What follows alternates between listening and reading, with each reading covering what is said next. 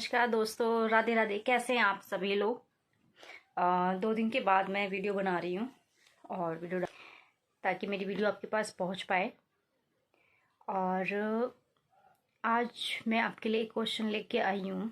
वो क्वेश्चन ये है कि ये बताइए, जगन्नाथपुरी में एकादशी वाले दिन माता एकादशी को उल्टा लटकाया जाता है, क्यों? जिनको भी पता है उसका आंसर वो कमेंट कर सकते हैं। मैं इसका आंसर बताऊंगी, पर हो सकता है मेरे आंसर के डिफरेंट किसी का आंसर हो, तो वो कमेंट में मुझे बता सकता है, मुझे करेक्ट कर सकता है। जितनी मेरी नॉलेज है मैं आपको वो बताती हूँ। माता एकादशी जो होती हैं उनको उल्टा क्यों लटकाया जाता है एकादशी वाले दिन? इसके पीछे ये है कि जो जगन्नाथपुरी है वहाँ पे एक राजा थे, और वो राजा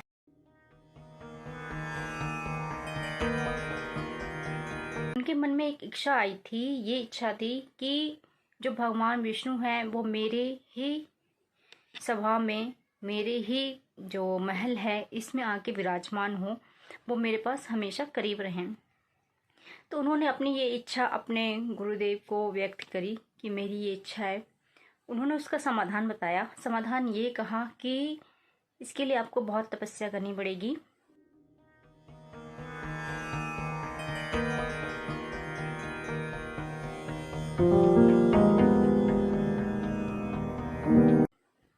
एक गुफा है, नीलमणि गुफा।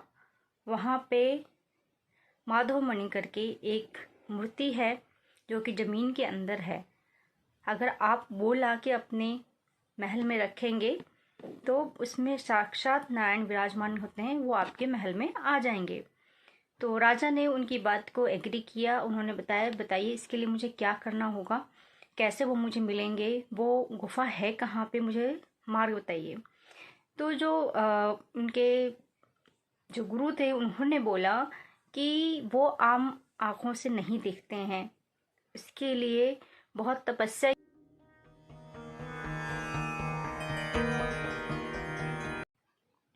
तो राजा तैयार हो गए कि मुझे कोई दिक्कत नहीं है, मैं तपस्या कर सकता हूँ, आप मुझे बताइए करना क्या है। तो उन्होंने बोला आपको हर एक एकादशी को व्रत रखना है। व्रत रखेंगे और निर्जला, जिसमें आपको जल वगैरह कुछ नहीं पीना होता है। और ये भी पता नहीं है कि आपको कब तक रखना होगा, कब तक ये तपस्या करनी होगी और कब नारायण आएंगे। पर हाँ, नारायण अगर खुश हो गए तो वो ज़रूर आ जाएंगे। तो राजा ने ये अनाउंस कर दिया प्रजा में कि सभी व्रत रखेंगे एकादशी का, और वो खुद भी व्रत रखने लगे। व्रत रखते रखते उनकी जो रानी थी, पत्नी थी, वो भी रखती थी। व्रत रखते रखते उनको 12 साल हो गए। ऊपर जाके उन्होंने पर्वत पे बैठ के तपस्या करी, हर अपना प्रयास किया। 12 साल हो गए, नारायण नहीं आए। जब 13वां साल लगा और पहला एकादशी व्रत पड़ा, उसमें नारायण खुश हुए और उन्होंने राजा को दर्शन दिया।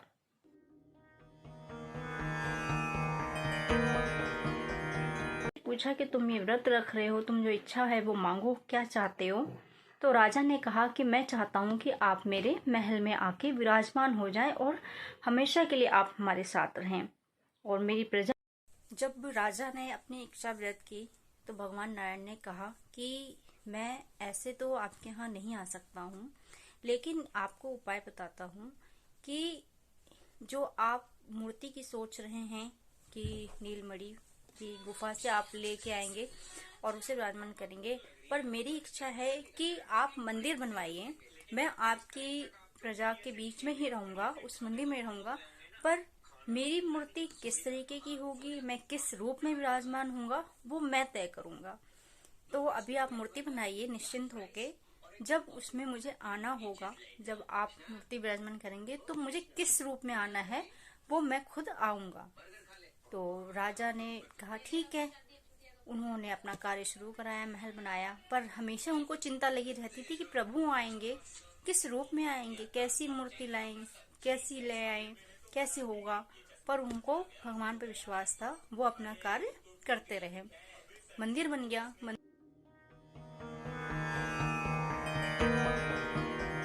मंदिर के बाद में अब इसमें मूर्ति कैसी रखी जाए, इसके लिए भगवान उन्हें स्वप्न में आया और उन्होंने कहा कि एक नीम का पेड़ है, उस पेड़ से आप लकड़ी लाइए और उस लकड़ी से आप जो है मेरी मूर्तियां बनवा सकते हैं। जब वो लकड़ी लाई गई, उस लकड़ी को काटा गया तो वो कट ही नहीं रहा था। कोई भी, सभी लोगों ने कोशिश कर ली, कोई भी लकड़ी का काम करने वाला हो, राजा हो, प्रजा हो, सब ने ट्राई किया, वो लकड़ी कट ही नहीं रही थी। बहुत चिंता हुई राजा को कि अब कैसे। तभी वहाँ पे एक आदमी आता है, लकड़हारा होता है, और उसके साथ एक बालक आता है। वो लकड़हारा कहता है कि मैं इससे बना सकता हूँ, पर मेरी शर्त होगी, मैं इसे काट सकता हूँ। तो राजा ने बोला आप काटिए दिखाओ। उसने कुल्हाड़ी चला, तो उन्होंने शर्त रखी कि मैं इससे मूर्तियाँ बनाऊंगा, पर मेरी शर्त ये है कि मैं मंदिर के अंदर रहूंगा, मंदिर बाहर से बंद रहेगा, कोई भी उसमें आएगा नहीं, कोई भी उसमें इंटरफेयर नहीं करेगा, और जब ये मूर्ति बन जाएगी तो मैं खुद बाहर आ जाऊंगा। लेकिन अगर अधूरे में, मेरे आने से पहले अगर कोई इसके अंदर आ गया तो वो मैं छोड़ के चला जाऊंगा, मैं वो मूर्ति नहीं बनाऊंगा। ठीक है, राजा ने शर्त मान ली और चला गया लकड़हारा, लकड़ी ले गया और दरवाजा बंद किया और बढ़ने लगा। जो राजा थे वो पहले की तरह ही हर एकादशी को व्रत रखते थे और अपने मंदिर के बाहर आके बाहर से ही प्रणाम करते थे, बाहर ही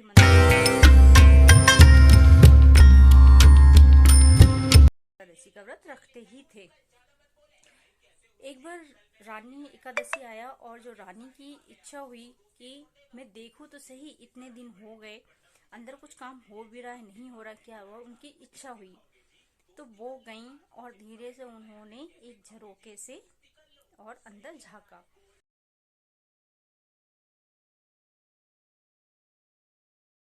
तो वहां कोई नहीं था।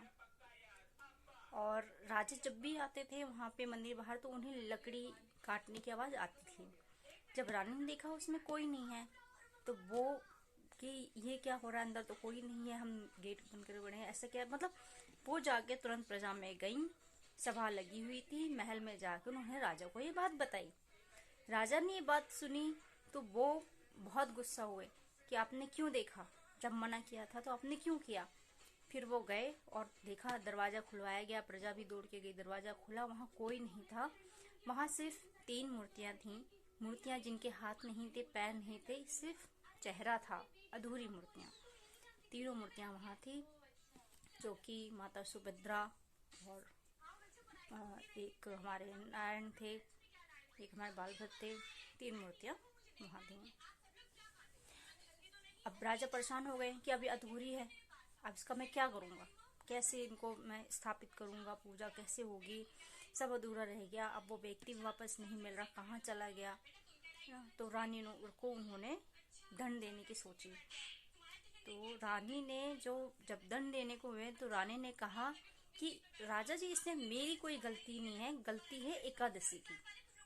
रानी ने कहा एकादशी की, वो कैसे। ये एकादशी गलती ये है कि एकादशी का व्रत रखने के कारण मेरी भूख के मारे मेरी जो बुद्धि थी वो भ्रष्ट हो गई, जिसकी वजह से मैंने उसमें देखा, तो मेरी गलती नहीं है, ये एकादशी की गलती है, व्रत रखने से हुआ। अब राजा हैरान हो गए कि ऐसा कैसे। वो रानी को, तो जो रानी थी उन्होंने कहा अगर ऐसा नहीं है तो एक काम करो, आप यज्ञ करो, एकादशी माता को बुलाओ, वो बताएंगी सत्य क्या है। अब राजा हैरान, फिर प्रजा लोग अब ऐसे कैसे, क्योंकि उन्होंने तो एकादशी भी डाल दिया। व्रत किया गया, हवन पाठ हुआ गया, एकादशी माता को आहवन किया गया, माता एकादशी आई। माता एकादशी ने कहा कि नहीं राजा, ऐसा नहीं है, मैंने कुछ नहीं किया है, आपकी रानी अपना जो दोष है वो मेरे ऊपर डाल रही हैं, और इससे सबको यही लगने लगा है कि एकादशी के व्रत रखने से ही बुद्धि भ्रष्ट होती है, जबकि एकादशी के व्रत रखने के लिए मैं तो बुद्धि को और बढ़ा देती हूँ और सुख समृद्धि देती हूँ, सोचने समझने की क्षमता को बढ़ाती हूँ। पर जब रानी ने ये चीज बोली, या पूरी प्रजा और सबके दिमाग में यही है ये एकादशी के व्रत ये रखने से ऐसा होता है, तो सभी एकादशी का व्रत रखना छोड़ देंगे, तो मुझे दंड दीजिए, मेरी गलती नहीं है, मुझे दंड दीजिए। राजा ने हाथ जोड़ लिया, नहीं मालूम, मैं कैसे दंड दे सकता हूँ, जब आपकी गलती नहीं, मैं दंड कैसे दूंगा। तो माता एकादशी ने बोला कि जब ये पाप मेरे ऊपर लग गया है तो ये दंड समझ के नहीं, लेकिन मैं ये एक लोगों के लिए सूचना देने के लिए मुझे आप उल्टा लटकाइए, मुझे दंड दीजिए। और दंड इसलिए कि लोगों के मन से ये निकल जाए कि एकादशी के व्रत रखने से ऐसा नहीं होता है। इसके लिए मैं खुद आपको बोलती हूँ कि आप ऐसा करिए।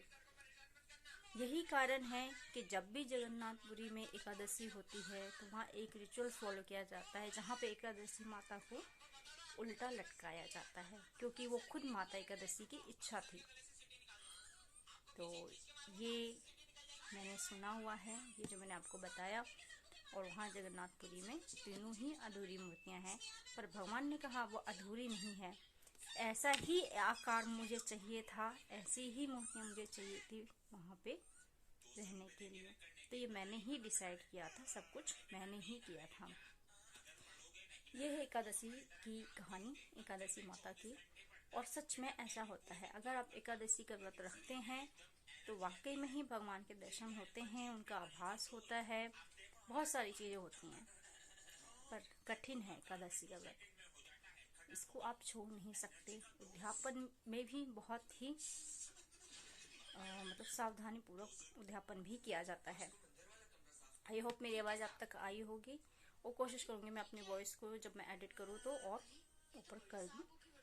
तो ये थी आज की कहानी, आज मैंने ये कहानी सुनाई है। आप बताइए कैसे लगा, और कृपया करके सब्सक्राइब कर दीजिएगा। और फिर मिलते हैं नेक्स्ट वीडियो में। राधे।